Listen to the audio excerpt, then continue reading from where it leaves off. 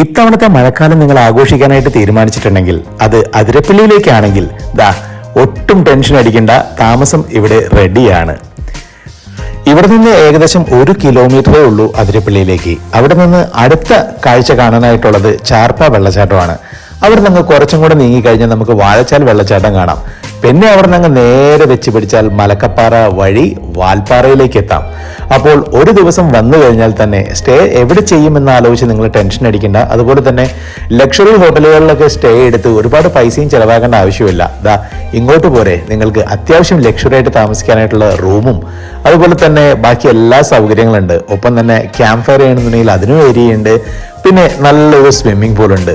ശരിക്കും ഇവിടെ നിന്ന് നിങ്ങൾ പോകുമ്പോൾ നിങ്ങളുടെ മനസ്സിൽ ഫീൽ ചെയ്യുന്നത് നിങ്ങൾ കേരളത്തിൽ തന്നെയാണോ അതോ യൂറോപ്പിലാണോ എന്നുള്ളൊരു സംശയം കൂടെ നിങ്ങൾക്ക് ഉണ്ടാവും. അപ്പോൾ മറക്കണ്ട, ഇവിടേക്ക് പോകുന്നുള്ളൂ അടിച്ചു പൊളിക്കാനായിട്ട്.